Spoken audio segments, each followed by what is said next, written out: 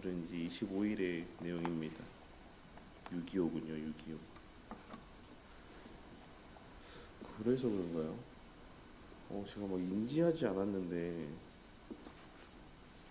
어제 밤새 전쟁을 치느라 잠을 제대로 못 잤거든요. 피난하느라. 군인이었는데 전쟁이 난 거예요, 꿈에. 근데 막 계속 후퇴해야 된다, 후퇴해야 된다. 그래서 막 왜 군인으로 들어왔는지 모르겠는데 막 이거는 뭐 파기하라고 막 파기하고 또 막 도망가고 막 이러는. 그래서 낙동강까지 갔던 것 같아요. 너무 피곤하네. 진짜 생각하지 않았는데 6.25를 전혀 모르고 있었는데 왜 그랬지? 어쨌든 오늘 6월 25일 제일 처음 계시하신 순종의 규범. 그래서 너무 피곤하네요. 이제 규범에 대해서 율법이 최초 율법이 뭐냐, 하나님께서 명령하신 규례가 뭐냐라고 했을 때 이제 오늘 소요리 문답 40문답하고 대요리 문답 92문답을 나눌 텐데, 어제 나눈 내용은 같았지만 소요리 문답과 대요리 문답의 내용이 같았지만 오늘은 다릅니다. 그래서 어떻게 보면 조금 처음 들어보시는 용어가 있을 수도 있어요. 우리가 여기서 좀 기억해야 될 것은, 오늘은 재정법이라는 것을 좀 이제 듣게 되실 텐데, 재정법은 하나님께서 특별하게 당신의 백성들에게 요구하시는 어떤 내용입니다. 큰 틀에서는 도덕법에 당연히 들어가죠. 하나님의 말씀 가운데, 하나님의 경외함 가운데 다 들어가는 내용들이기 때문에 큰 범주에서는 도덕법이라고도 표현할 수 있지만, 사실 도덕법은 모든 시대의 모든 하나님의 백성들, 또 그 외에도 하나님의 피조물들에게 다 유효한 법 요구사항이라고 한다면, 재정법은 하나님께서 이제 상황에 따라서 당신의 백성들에게 특별하게 지시하는 요구고 명령입니다. 그래서 아담과 하와에게 도덕법이 별도로 주어질 필요가 있었겠습니까? 없었죠. 아담과 하와는 그냥 그가 생각하고 행하는 모든 것이 도덕법에 기초한 내용들이 나옵니다. 왜냐하면 그 상태가 어떠했기 때문에, 심히 보시기에 좋은 상태로 창조되었기 때문에. 그래서 아담과 하와에게는 별도의 도덕법이 주어지지 않아도 그에게는 이제 어떤 그 율법을 지켜야 된다라고 하는 의무들이 별도로 이렇게 막 그걸 보면서 상기해야 되는 어떤 그런 모습들이 있지 않았다라는 거예요. 근데 그렇게 하나님께서는 그에게 선악을 알게 하는 나무를 먹지 말라, 그 열매의 실과를 먹지 말라고 하는 특별한 재정법을 그에게 주셨습니다. 이것이 행위 언약의 규범이 되었던 거예요, 그에게 있어서의. 그리고 이러한 재정법의 모습들은, 그러니까 도덕법도 계속해서 이스라엘 백성들에게, 또 우리에게도, 그리고 모든 피조물들에게 다 그 창조된 사람들에게, 그가 택하신 자든 택하지 않은 자든, 사실 도덕법은 모든 사람에게 유효한 말씀이죠, 내용이고. 하지만 이스라엘 백성들에게는 또 어떤 규례들이 주어졌습니까? 할례와 같은 규례들이 주어졌죠. 이런 것들도 재정법에 들어가는 내용들이라고 보시면 됩니다. 그러니까 하나님께서 기본적으로 우리에게 인간으로서 지키며 살아야 될 마땅한 삶의 도리로서의 주시는 영원한 가치를 지니는 도덕법이 있는가 하면, 이제 그 외에 부가적으로 각 시대에 따라서, 상황에 따라서 하나님께서 그 당시의 시대 가운데 요구하시는 말씀들이 있다라는 겁니다. 명령들이. 그것이 아담에게는 선악을 알게 하는 나무의 실과를 먹지 말라는 것이었고, 그 외에 이스라엘 백성들에게는 또 할례 언약과 같은 이러한 약속의 내용들, 명령의 말씀들이었고, 그럼 오늘날을 살아가는 우리에게는 이런 제장법에 들어가는 내용들이 뭐가 있겠습니까? 세례, 그리고 성찬, 이런 성례에 관련된 내용들도 재정법에 들어가는 내용들이라고 할 수 있죠. 이것이 다시 말씀드리지만 또 큰 틀에서는 하나님을 경외하고 하나님의 어떤 그런 도덕법 안에 들어가는 그 범주 가운데 들어가는 것이긴 하지만, 거기에 더하여서 부가적으로 구체적으로 우리의 삶 가운데 하나님께서 또한 요구하시는 바라고도 볼 수가 있습니다. 그래서 이러한 내용들까지를 대요리 문답에서는 말씀하고 있습니다. 그래서 오늘 함께 소요리 문답과 대요리 문답 내용을 같이 한번 읽어보도록 하겠습니다. 말씀 요절과 시작. 하나님께서는 사람에게 순종의 규범으로 제일 처음 계시한 것은 무엇입니까? 하나님께서 사람에게 순종하도록 제일 처음 계시하셨던 규범은 도덕법입니다라고 말씀하고 있습니다. 대열이 문답 같이 보도록 하겠습니다. 시작. 하나님께서 사람에게 순종의 규범으로 제일 처음 계시하신 것은 무엇입니까?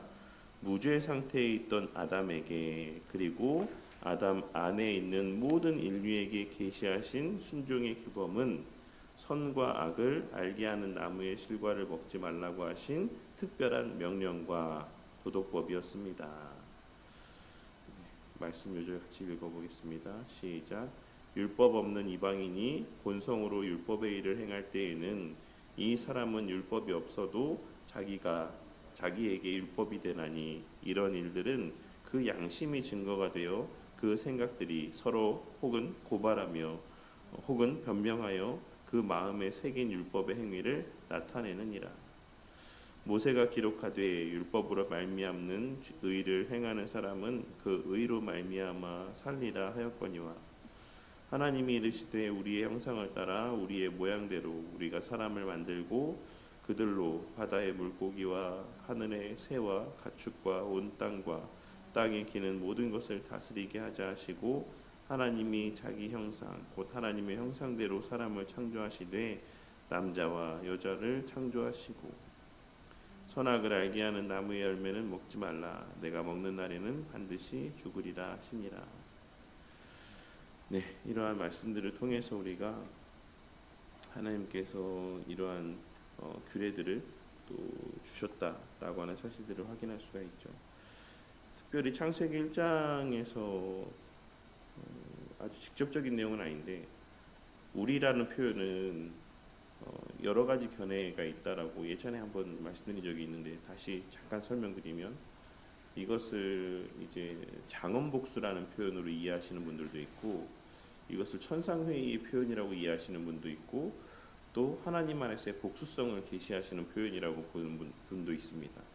네, 저희는 개혁주의 견해는 주로 보편적으로는 세 번째 견해가 우리의 견해예요. 하지만 지금 이 말씀이 삼위일체 하나님에 대한 것을 말씀하고 있는 것은 아닙니다. 많은 경우에 우리가 이 말씀을 삼위일체 하나님에 대한 어떤 근거 구절로 이해하는 경우들이 있는데 물론 어느 정도는 그런 의미들이 담겨 있기도 하죠.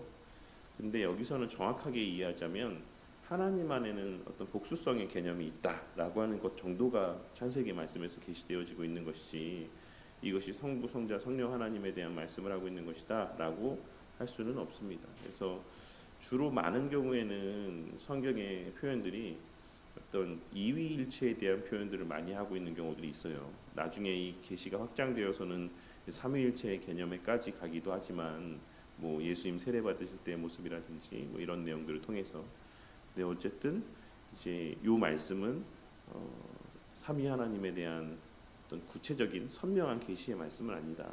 단지 복수성 정도를 드러내 보여주고 있는 것이고 장엄복수는 뭐냐면 그러니까 왕들이 예전 같았으면 예전에 우리 조선시대 왕이 자기를 뭐라고 표현했습니까? 뭐 짐 이런 표현을 사용했나요? 어쨌든 그 왕이 스스로를 높이는 의미에서의 어떤 그런 복수성의 이제 표현들을 고대 근동에서 사용하기도 했다라고 합니다. 근데 이것을 여기서 그런 의도로 사용하고 있다라고 볼 수 없다, 보기 힘들다라고 할 수 있고 또 천상회의에 대해서 이제 말씀하시는 경우들도 있는데 만약에 천상회의로 이 장면에 우리라는 표현을 사용하면 어떻게 됩니까? 천사의 이제 모습도 여기에 포함되는 거예요. 그러니까 이제 그렇지 않다. 우리는 온전히 하나님의 형상만을 반영한 존재다라고 하는 의미가 있습니다. 그래서 창세기를 말씀하자면 뭐 끝도 없지만 이 말씀이 나왔으니까 언급됐으니까 같이 그냥 좀 상식적인 내용으로 같이 좀 말씀을 드렸습니다. 다시 이제 소요리 문답과 대요리 문답의 내용을 보시면 소요리 문답에서는 제일 처음 계시하셨던 규범이 도덕법이라고만 말씀하고 있고 대요리 문답에서는 이제 무죄 상태에 있던 아담에게 그리고 아담 안에 있는 모든 인류에게 계시하신 순종의 규범은 이제 선과 악을 알게 하는 나무의 실과를 먹지 말라고 하신 특별한 명령 이게 재정법이죠. 그리고 도덕법이었습니다라고 말씀하고 있습니다. 근데 이제 여기서 모든 인류에게 계시하신 순종의 규범에 이 선악과 금령을 포함하고 있는 이유는 뭐겠습니까?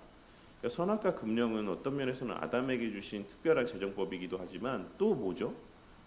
행위 언약의 조건이 되는 규범입니다. 그래서 이것이 지금 당연히 이제 오늘날에도 이와 같이, 그러니까 하나님께서 재정법도 계속해서 당신의 백성들 택하신 자들에게, 아담에게, 그리고 아담 안에 있는 모든 인류에게라고 이제 말씀하고 있는, 모두에게 요구되어지는 어떤 규례였다. 그래서 이것을 지키지 않았을 때 이로 말미암는 원죄의 책임들이 계속해서 모든 인류에게 적용되어지는 것이다라고 할 수가 있는 것입니다. 그래서 이 재정법이 지금 유효했다, 그들에게 주신 최초의 규범이었다라고 하는 말에는 그런 어떤 행위언약적인 측면에서의 의미들, 그 효과가 왜 모든 사람에게, 모든 인류에게, 아담 혼자가 범한 죄인데 왜 그것이 모든 사람들에게 영향을 미치는 것이냐라고 하는 것에 대한 어떤 답변의 의미들도 담겨 있다라고 할 수가 있습니다.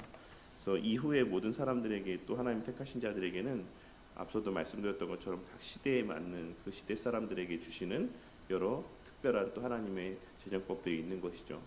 그래서 구약의 이스라엘 백성들에게는 여러 의식법들도 주어졌고 또 시민법들도 주어졌고, 이런 것들도 하나님의 제정하신 법률들, 요구하시는 율법의 내용들이라고 할 수 있습니다. 하지만 그것이 그림자였던 시민법이나 의식법들은 이제 그리스도께서 오시고 나서 그것이 실체로 드러난 이후에는 우리는 더 이상 구약의 이스라엘 백성들의 시민법을 지키지 않고 또 구약의 의식법에 매여서 살아가지 않죠. 왜냐하면 그 모든 것이 예수님을 가리키는 어떤 그림자였기 때문에. 하지만 도덕법은 어떻습니까? 도덕법은 모든 시대의 모든 백성들이, 사람들이 마땅히 다 따라야 될 순종의 규범입니다. 그래서 오늘날 이 시대에는 또 다른 재정법이 우리에게 주어져 있다라고 생각하시면 됩니다. 그것이 앞서도 말씀드렸던 것처럼 세례와 또 교회적 질서도 마찬가지고, 성경에 게시된 그리고 성찬, 이러한 여러 가지, 또 이 성경에 언급되어져 있는 예수님께서 또한 제정하셨고 또 세우신 어떤 질서와 원리들, 이러한 것들도 이제 오늘날 이 시대를 살아가는 우리에게 유효한 재정법적인 모습들이라고 생각하시면 되겠습니다.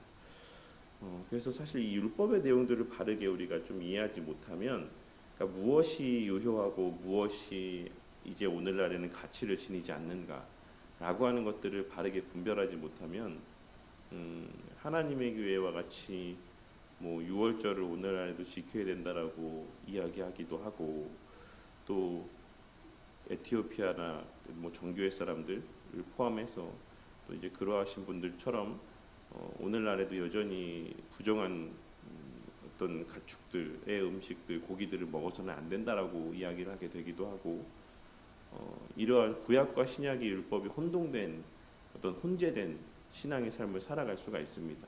하지만 우리가 성경의 말씀, 계시된 말씀들을 통해서 무엇이 오늘날에도 유효하고 무엇이 유효하지도 않은가를 충분하게 성경 말씀과 가르침들을 통해서 분별할 수가 있습니다. 그래서 이런 내용들을 좀 율법과 관련된 내용들을 통해서 좀 계속 함께 살펴보도록 하겠습니다. 교리의 설례를 보시면 하나님께서 사람에게 요구하시는 의무는 하나님께서 계시하신 뜻에 순종하는 것이다라고 하는 사실을 함께 살펴봤죠. 거기에 대해서 소리문답 사시문답은 도덕법이라고 말씀하고 있습니다. 그래서 이 내용들 가운데 기억해야 되는 것은 하나님의 명하신 법에는 무엇이 있는가라고 하는 것들을 생각해 볼 수 있죠. 그래서 도덕법과 시민법과 의식법이 있다. 근데 시민법은 당시에 이스라엘 백성들에게 주신 것이고, 의식법은 또한 하나님의 택하신 자들에게 주신 것이긴 하지만 이제 예수님께서 오시기 전에 어떤 그림자로서의 예표적 역할을 감당했던 그러한 의식들이었다. 그래서 성막이라든지 제사와 관련된 여러 가지 내용들, 규례들 가운데는 하나하나 그리스도의 성품과 속성들과 사역들에 대한 내용들이 다 새겨져 있다라고 할 수가 있습니다. 그래서 구약의 모든 말씀은 다 어디로 귀결되어져야 되냐면 예수 그리스도로 귀결되어져야 되는 것이고, 예수 그리스도 안에서 우리는 의식법에 담긴 의미들을 더욱 온전하고 선명하게 또 깨달을 수가 있는 것입니다. 그냥 그 율법 자체에만 매여서 살아간다라고 한다면 그 의미들도 온전히 이해하지 못할 뿐더러 오늘날에도 여전히 그리스도께서 오신 이후에도 여전히 우리가 구약의 율법에 매여서 살아가는 존재인 것처럼 착각하게 되는 뭐 안식일 규례에 매이고 또한 여러 가지 또 절기의 규례에 매이고 하는 이런 모습들을 나타내 보이게 될 수 있다라는 것이죠. 그래서 누군가는 아다르고 어다른 거 아니 뭐 사실 눈 가리고 아웅이지 않냐라고 말할 수도 있는 부분이긴 하지만 우리가 어떤 부활절, 추수감사절 이런 식으로 표현치 아니하고 사실 그냥 그것을 감사주일로 표현하는 데에는 어떤 그런 의미들도 담겨 있다라고 할 수가 있어요. 더 이상 우리는 절기에 매여 살아가는 존재들이 아니기 때문이기도 하고 또 그렇다고 해서 우리가 오늘날에 이제 부활 감사주의를 안 지키고 추수 감사주의를 안 한다라고 해서 물론 우리는 또 맥주 감사주의도 안 하긴 하지만 그 교회가 잘못된 교회다라고 할 수도 없는 것입니다. 왜냐하면 모든 절기는 그리스도 안에서 신약의 주일로 다 성취되고 완성되었기 때문에 그렇습니다. 그래서 오늘날 개혁주의 교회들 가운데에는 다른 그 어떤 특별한 주일도 없어요. 그냥 딱 주일 하나만 계속 1년 365일 52주 이렇게 중요하게 여기며 예배를 드리시는 분들도 있는데 예전에 이제 이승훈 교수님께서 이런 절기와 관련된 글 쓰신 내용에서도 그 내용에 대해서도 언급드렸던 것처럼 우리가 뭐 성탄 감사 예배를 드리고 또 뭐 부활 감사 주일로 예배를 드리고 할 때에 특별히 그 시기에 물론 매 주일 우리가 예수님의 죽으심과 부활하심에 대해서 승천하심에 대해서 성육신에 대해서 우리가 언급하고 다루고 하는 경우들이 있지만 특별히 이제 그러한 시기들 교회가 오랜 시간 또 교회 안에서 지켜왔던 어떤 그런 특별한 날들 가운데 그 의미들을 우리가 함께 성경 말씀에 근거하여서 함께 나누어 보는 것도 나름의 또 의미가 있고 유익이 있다라고 이렇게 말씀을 하고 있습니다. 그래서 그거를 갖고 이 교회는 개혁주의 교회가 아니네, 개혁교회가 아니네라고 이야기하는 것들도 또 다른 어떠한 형식에 매여서 살아가는 모습일 수 있다라고 하는 것을 좀 함께 좀 기억했으면 좋겠습니다. 그래서 이것은 어떤 반드시 해야 되는 재정법에 들어가는 내용들은 아니다. 뭐 부활 감사주의를 지킨다든지 성탄 예배를 드린다든지 뭐 이런 것은 새로운 신약 시대에 요구되어지는 재정법적인 모습은 아니다. 그래서 해도 되고 안 해도 된다라고 하는 것들을 좀 같이 생각해 보셨으면 좋겠습니다. 그래서 구약의 율법에는 이렇게 세 가지가 있는데 이 가운데서 모든 시대 모든 민족에게 해당되는 법은 도덕법이다라고 말씀하고 있는 것이죠. 그래서 도덕법은 성경의 진리 말씀 가운데 가장 분명하게 나타나 있다. 그렇지만 성경을 믿지 않고 모르는 사람들에게도 나타나 있으니 곧 성경에 비하여 다소 희미하기는 하나 본성에 따른 양심을 통해서 어느 정도 알려져 있다라고 말씀하고 있습니다. 그래서 사실 율법으로 말미암는 의를 행하는 사람은 그 의로 말미암아 산다라고 했을 때 예전에 제가 그런 얘기를 했죠. 선하게 산 사람도 단지 예수 안 믿었다고 지옥에 간다라는 게 말이 되냐라는 질문도 되게 많이 하는데 이제 일단 객관적으로 그 말 자체는 맞는 말입니다. 율법의 모든 요구를 다 완전하게 지키고 거기에 순종하는 선한 삶을 살아가는 사람들은 그 자체의 어떤 모습으로 말미암아 천국 갈 수 있겠죠.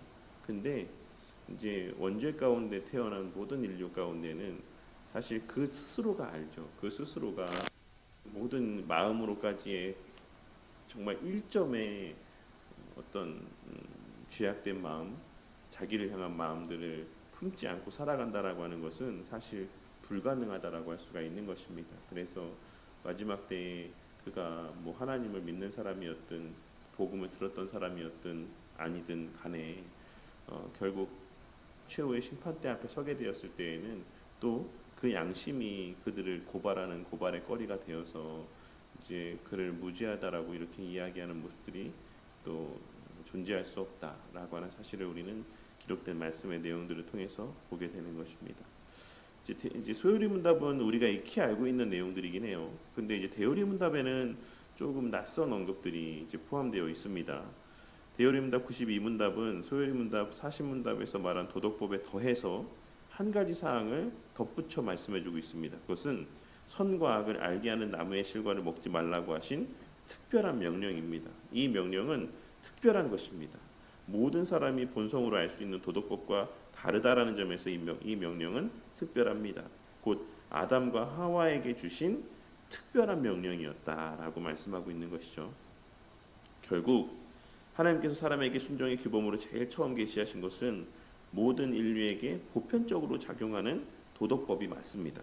그리고 그 도덕법과 별개로 아담과 그의 후손에게 말씀하신 특별한 명령이 있는데 이것도 도덕법과 마찬가지로 그에게 있어서 또 그 안에 속한 자들에게 있어서의 순종의 규범이었죠. 다만 그것을 지킬 수 있는 대상은 아담뿐이었던 거예요. 시간적으로 보나 뭐 공간적으로 보나 뭐 상황적으로 보나 뭐 자질적으로 보나 요컨대 사람이 하나님께 순종해야 되는 규범은 도덕법만이 아니며 특별하게 주신 명령이 있다라고 한다면 그것도 순종의 규범이다.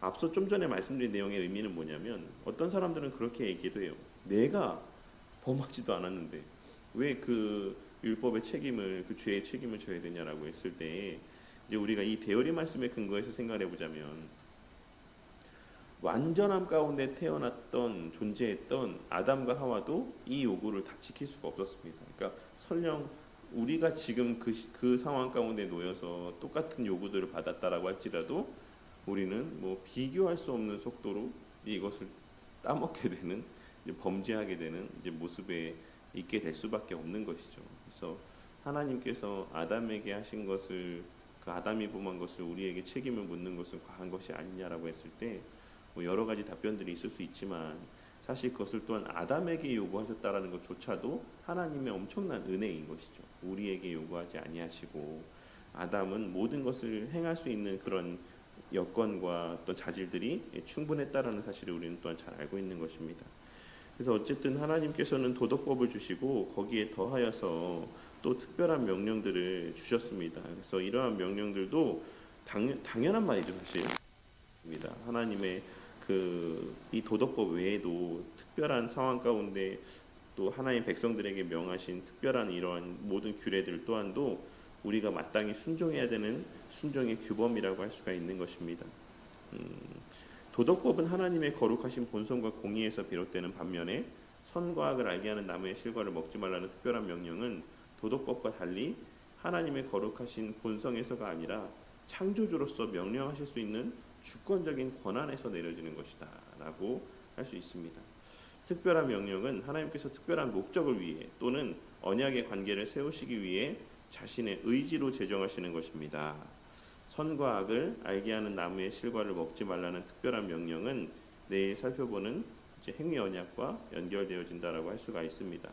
간략히 말해서 하나님께서 무죄 상태에 있던 사람에게 순종의 규범으로 제일 처음 계시하신 것은 사람의 양심에 새겨두신 도덕법이며 또한 선악과를 먹지 말라라고 하신 특별한 명령인 재정법입니다. 이것들은 둘 다 순종의 규범입니다. 그래서 도덕법은 모든 시대에 동일하지만 재정법은 시대마다 다릅니다. 그래서 이것을 좀 혼동하지 않았으면 좋겠습니다. 하지만 각 시대에 당신의 백성들에게 말씀하신 이 모든 재정법도 우리가 마땅히 당신의 백성들이 또 순종해야 되는 규례이고 규범이다라고 하는 정도만 오늘 이해하시면 되겠고 내일은 이와 관련된 행위 언약에 대한 내용들을 좀 더 깊이 있게 좀 생각해보는 시간을 갖도록 하겠습니다. 적용 질문을 보시면 하나님께서 타락하기 이전에 무음한 상태에서 아담 안에 있는 후손들에게 명령하신 순종의 규범이 무엇입니까?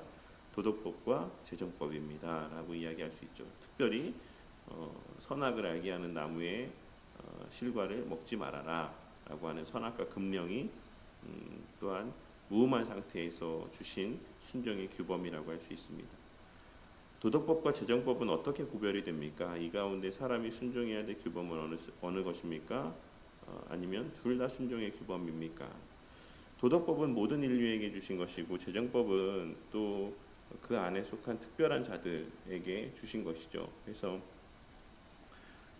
당연히 그 책임은 계속해서 전가되어진 것이지만 아담 안에서 태어난 모든 사람들에게 그 이후에 하나님의 택하신 자들에게만 또한 재정법은 계속해서 주어진다라고 할 수가 있습니다. 그래서 선악을 알게 하는 금령이 제정법이긴 하지만 아담에게 주신 제정법으로서의 선악과 금령과 그 이후에 주시는 또 제정법의 내용들은 조금 차이가 있어요. 그래서 선악과 금령은 행위언약과 관련해서 조금 더 특별한 지위와 어떤 의미들을 지니고 있는 이제 명령의 말씀이라고 할 수가 있습니다. 그래서 큰 틀에서 봤을 때 아담은 뭐 그리스도 안에서의 택하실 자들, 또 대표로서의 의미들도 있지만 또 모든 인류의 대표로서의 의미들도 있는 겁니다.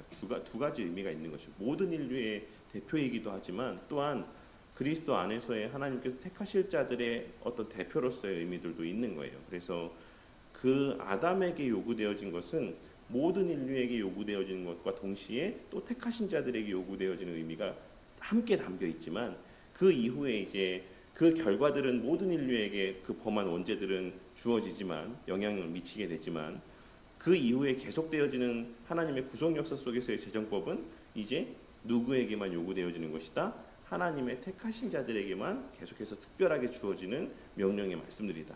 이 내용을 이해하시겠습니까? 아담은 두 가지 의미의 측면에서의 어떤 이 제정법의 효력을 받은 것이고 그 어떤 규례들을 그 이후에 이제 아담으로 말미암아 그가 제정법을 어김으로 말미암아 파생되어지는 그 원죄의 효력은 모든 인류에게 적용되었지만 그 이후에도 이 제정법은 또 똑같이 아담의 모든 인류에게 다 교회 밖에 있는 사람에게도 뭐 이러한 것들이 계속 요구되어지는 것이 아니라 하나님의 그 택하신 자들에게만 특별하게 계시되어지는 것이다라고 할 수가 있는 것입니다. 그러니까 물론 큰 맥락에서는 그들도 당연히 세례 받아야 되죠. 그들도 당연히 또 하나님의 어떤 예배드리는 어떤 이러한 재정법적인 요구들 가운데 해당이 되긴 하죠. 근데 그 계시가 누구한테만 주어지는 거냐? 하나님의 택하신 자들에게만 주어지는 것이고 택하신 자들만이 성령 하나님의 역사에 의해서 그 재정법의 요구 가운데 반응하게 되는 거예요.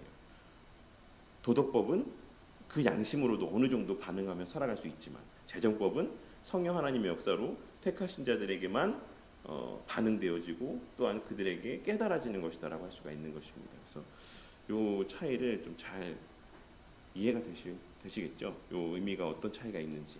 그래서 둘 다 순종의 규범이다. 네. 하지만 재정법은 하나님의 택하신 자들에게만 또한 들려지고 특별 계시와 같이 그들에게만 들려지고 그들만이 또한 그 말씀에 반응되어질 수 있다. 그래서 요구 자체는 사실 모든 이들에게 요구되어지는 것이지만 그것이 유효하게 들려지는 것은 하나님의 택하신 자들에게만 외면적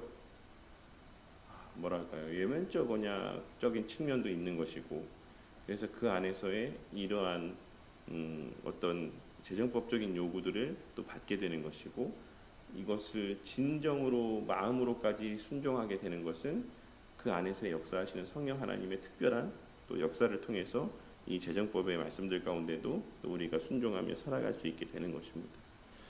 3번에 사람은 하나님이 명하신 도덕법을 어디에서 알 수 있습니까? 성경을 통해서도 알 수 있고 더 선명하게 또 양심을 통해서도 알 수가 있습니다. 희미하게. 이 세상에서 사람들이 하나님께서 사람의 양심에 새겨진 도덕법을 잘 지키고 있습니까? 여러분은 신자의 경우는 어떠하다라고 판단하십니까? 어느 정도는 지키면서 살아가고 있다라고 할 수 있죠.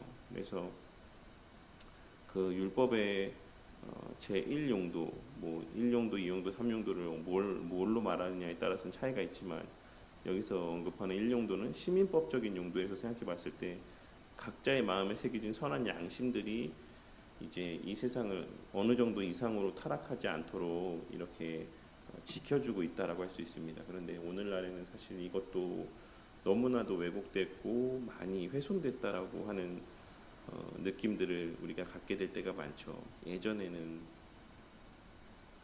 또 그렇지 않았던 모습도 있는 것 같은데 그러니까 사실 이것이 시대마다 좀 다른 어떤 양상들로 나타나는 것 같아요. 어떤 시대는 또 특별히 더 악한 세대들이 있는 것 같기도 하고 또 어떤 시대에는 특별한 하나님 은혜 가운데 조금은 더 양심에 민감한 그런 세대들이 있는 것 같기도 하고 우리가 살아가는 이 시대는 다시 또 좀 양심에 좀 이렇게 무뎌진 시대를 우리는 또 살아가고 있는 것 같긴 합니다.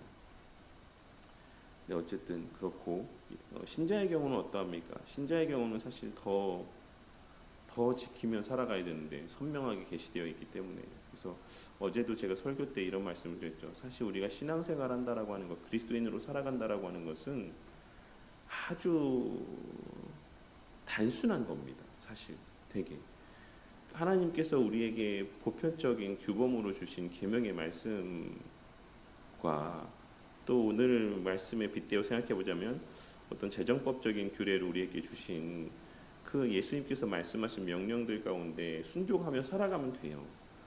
하나님 사랑하고 이웃 사랑하며 그 계명의 말씀에 도덕법에만 비추어 봐도 우리는 얼마든지 무엇을 우리가 해야 되고 무엇을 하지 말아야 되는지는 충분하게 압니다. 충분하게.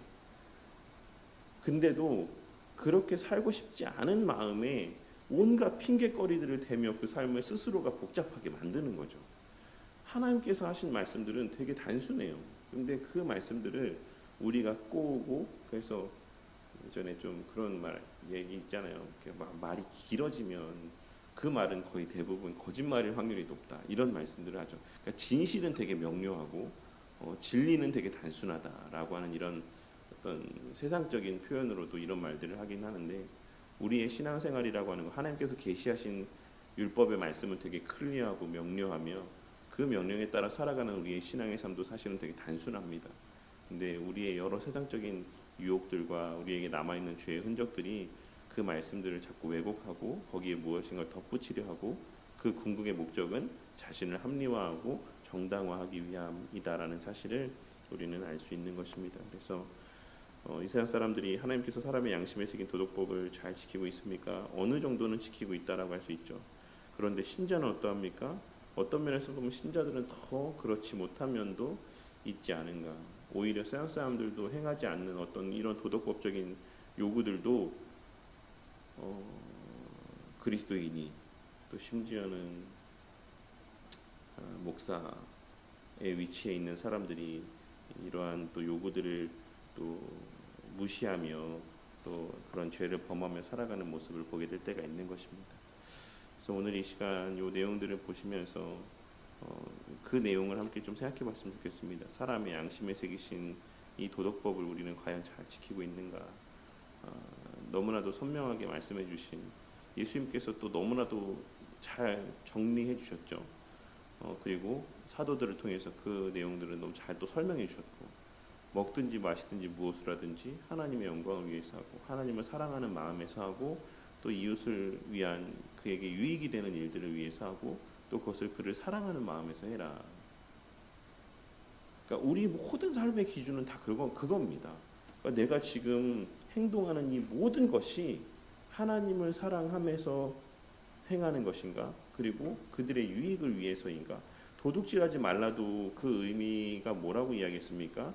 다른 이들에게 주어진 그들이 마땅히 누려야 되는 권리에 대해서 탐내지 말라라고 말씀했고, 또 그에 대한 반대되어지는 요구에 대해서는 뭐라고 말씀했습니까? 거기에 더해서 그들이 마땅히 누려야 되는 권리들 가운데 누리지 못하는 것들을 우리가 보게 된다면 그 권리를 누릴 수 있도록 우리가 할 수 있는 최선의 노력들을 다 하는 것, 이것도 도둑질하지 말라라는 계명에 포함되어지는 내용이에요.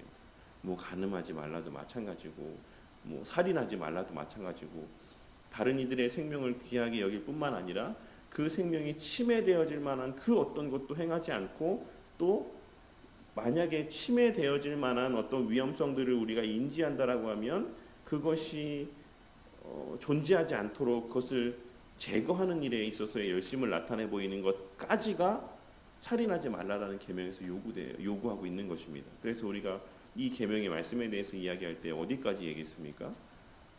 우리가 분리수거하는 것도 사실 엄밀한 의미에서는 살인하지 말라라는 계명의 말씀 가운데 포함되어지는 내용이에요. 교통법규를 지키는 것도 다 그리고 사회적 질서, 어떤 그 세상법의 실정법의 그 어떤 권위를 인정하고 거기에 순종하며 살아가는 것도 다 큰 맥락에서의 하나님의 계명에 속하는 내용들입니다. 단순히 내가 뭐 도둑질하지 않고, 내가 직접적으로 살인하지 않고, 혹은 그냥 단순히 이런 일이 이게 제일 힘든 것이긴 하지만 누군가를 미워하지 않고 살아가기만 하면 그래 나는 살인하지 말라는 계명을 어기지 않았어라고 이야기할 수 있는 게 아니다라는 것이에요. 그래서 좀 저도 찔리는 말이지만 왜 철저하게 분리수거 안 합니까? 그거 하나님을 위해서고 이웃을 위해서입니까? 아니죠. 내가 귀찮으니까 그냥 그렇게 하는 거잖아요. 비닐 떼어내기 싫고 뭐 그거 하나하나 다 씻어서 버리는 거 너무 귀찮고 하니까 안 하는 거 아닙니까? 근데 결국 그 모든 결과들은 누구에게 다시 돌아옵니까? 그러니까 하나님의 계명의 말씀은 본질적으로는 우리를 위한 말씀이긴 하지만 결국 그 플라스틱 누가 먹습니까? 저는 진짜 예전에 한번 진짜 놀랬던 적이 그 생수 페트병 안에 있는 생수를 분석을 했는데 그 생수 안에 미세 플라스틱이 엄청나게 많이 들어있다라는 이야기를 듣고 야 이건 진짜 그리고 또 요즘에 그런 연구 결과들이 계속 나오잖아요. 이 미세 플라스틱이 이런 어떤 뇌나 정신에 미치는 영향들 그래서 뇌에 많은 악영향들을 미치고 당연한 거겠지만 뭐 신체의 뭐 뇌뿐이겠습니까? 모든 영역에 좋지 못한 영향들을 미치겠지만 특별히 뇌에 그것이 작용되어질 때에 많은 수많은 정신적인 문제들 질환들로 이제 이어지게 된다라는 이야기들을 합니다. 그래서 오늘날에 아이들이 여러 가지 어려서부터 정신적인 질환 가운데 노출되어지는 것 이유 중에 하나는 물론 어려서부터의 매스컴에 노출되어지는 것도 있지만 이런 그런 어떤 물리적인 요인들 실질적인 어떤 환경 오염과 관련된 어떤 그런 부분에서 아이들이 이렇게 더 많이 어떤 정신적인 문제들을 겪고 또 질환들을 겪게 되는 경우들이 많이 있다라는 연구 결과들이 최근에 계속해서 발표되어지고 있습니다. 그러니까 하나님의 율법은 다시 또 말씀드리지만 우리를 올가매기 위한 것이 아니라 정말 우리를 이 땅에서 온전하게 살아가며 하나님을 누리고 하나님의 창조하신 이 피조 세계를 누리고 특별히 교회 공동체 안에서의 하나님 나라를 맛보며 살아가게 하시기 위해서 주신 규례의 말씀들인 것이죠. 그리고 그것을 지킴에 있어서 우리는 그리스도인들은 세상 사람들이 희미한 양심으로 지키는 것 이상으로 사실 하나님의 계명의 말씀을 더욱 온전하게 지키는 삶을 살아가야지 마땅한 사람들입니다. 왜냐하면 우리에게는 더 그것이 분명하게 계시되었기 때문에 그래요. 그런데 그리스도인들이 더 어떤 세상의 실정법도 어기고 지키지 않고 살아가는 모습을 보면 저도 많은 또 하나님 앞에서의 또 회개의 마음들을 갖게 되고 합니다. 그래서 저와 우리 모두가 다시 좀 길어졌는데 적어도 진짜 무슨 감추어진 뜻을 알기 위해서 뜻을 알려주십시오. 막 이렇게 하는데 그 주어진 삶의 시간들을 헛되이 허비하며 살아가기보다 이미 계시된 뜻을 바라보며 그거 지키며 살아가는데 더 많은 삶의 에너지를 하나님 주신 은혜들을 선용하며 살아가는 자가 좀 됐으면 좋겠습니다. 그러니까 뭐 무슨 대학을 들어갈지가 뭐가 그렇게 궁금합니까? 그리고 또 그것이 뭐 그렇게 엄청난 대수입니까? 그리고 또 어떤 배우자를 만나는지가 또 뭐 그렇게 엄청난 일입니까? 하나님께서 가장 좋으신 짝을 주시겠죠. 우리가 뭐 배우자 선택해서 만나서 결혼한 시기가 뭐 얼마나 됐다고 다 옛날에 불과 100년이나 됐나요? 100년도 안 되지 않았습니까? 우리 인간의 역사를 뭐 어느 정도로 볼지는 사람들마다 다 다르지만 우리가 뭐 배우자 내가 원하는 사람 만나서 택해서 골라가지고 결혼했던 시대가 뭐 인간의 전체 역사 가운데 얼마나 됩니까? 다 그냥 가문에서 짝지어주고 뭐 그냥 부모가 당일날에 와가지고 너 남편이야, 너 아내야 이러면 아 네 알겠습니다 그러고 그냥 사는 거고 이랬잖아요. 근데 그렇게 해서도 다 지금 사는 사람들 어르신들 다 태어났고 사회가 지금까지 유지가 됐고 이런데 오히려 어떻습니까? 내 원하는 대로 배우자를 택하며 살아가는 이 시대 가운데 어떻습니까? 두 쌍 중 한 쌍이 거의 이제 나중에 헤어지게 된다라고 하는 통계 자료가 있다라고 하던데 그러한 것들을 위해서 정말 청년 때 결혼하지 않은 미혼 남녀 아이들을 보면 그 삶에서의 가장 우선된 기도 제목은 다 눈물로 새벽에 나와 기도하는 내용들은 다 믿음의 배우자를 보여주십시오. 분별할 수 있는 안목을 주십시오. 아니면 뭐 만나서 결혼할 수 있게 해주십시오. 이런 기도를 막 하잖아요. 그리고 나서 이제 결혼하면 이제 그때부터는 새벽기도 잘 안 나오고 이제 뭐 예배도 좀 소홀하게 되고 뭐 신혼을 즐기고 자녀 키우느라 오히려 신앙생활에 더 소홀하게 되고 그러니까 이런 아이러니한 어떤 모습들이 우리 신앙생활 가운데 발현되어진 경우들이 많이 있지 않습니까? 근데 지금 다시 또 말씀드리지만 우리는 그 감추어진 것들, 우리에게 알려지지 않은 것들에 대해서 우리가 관심 갖고 그것을 알기 위해 거기에 마치 우리의 어떤 큰 의미들이 담겨 있는 것처럼 우리 삶에서 생각하는 그렇게 생각하고 살아가는 경우들이 있지만 하나님께서 우리에게 주신 바 순종의 규범으로 주신 것은 계시는 뜻이다라고 하는 특별히 도덕법의 말씀 가운데 다 담겨 있고 또 교회 안에서의 여러 또 제정하신 여러 규범들을 통해서 우리에게 말씀하셨다. 그래서 우리는 도덕법에 순종하며 또 교회적 질서에 순복하며 성례를 성례답게 진행하며 성례적 은혜로 베풀어 주시는 말씀과 성례와 기도 가운데 또 누리게 하시는 그 은혜들에 집중하며 살아가면 되는 거예요. 그 과정 가운데 하나님께서 또 결혼해야 되면 또 배우자들을 만나게 하시고 배우자들이 아니죠. 배우자를 만나게 하시고 또 이렇게 살아가게 하시는 거죠. 그래서 우리가 정말 주목해야 될 것에 주목하며 계시된 뜻에 온전히 순종함 가운데 살아가는 자들이 될 수 있기를 위해서 이 시간 함께 또 기도하고 오늘 한 날 또 좀 일상학교 내일 또 나눌 내용들을 좀 이렇게 한번 살펴보고 또 정리하고 또 이제 주의 준비도 미리미리 조금씩 좀 하는 그 모든 시간들 가운데 하나님께서 은혜 주시기를 위해서 또 함께 기도해 주시고 또 교회 여러 행사들 또 준비하는 또 시간들 그리고 특별히 진행되는 그 당시의 시간 가운데 하나님께서 또 많은 친구들 또 이렇게 보내어 주시기를 위해서 함께 또 기도하도록 하겠습니다. 그리고 교회가 내적으로 외적으로 또 이렇게 자라갈 수 있기를 위해서 기도해 주시고 각 가정의 우리 아이들 위해서도 어제 우리 은서가 또 안 올까 했는데 그래도 어떻게 또 와가지고 또 공부를 하고 있는 거를 보면서 여전히 그래도 교회 안에서 잘 이렇게 아이들이 또 자라갈 수 있게 해주시고 네. 또 우리 각자는 여러 기도 제목 있죠. 태신자들이 있고 또 복음을 전하고자 마음에 품고 기도하고 있는 대상들을 위해서 함께 기도하시고 또 개인적인 여러 기도 제목들 위해서 기도하시고 또 한 날 시작하도록 하겠습니다. 기도하시겠습니다.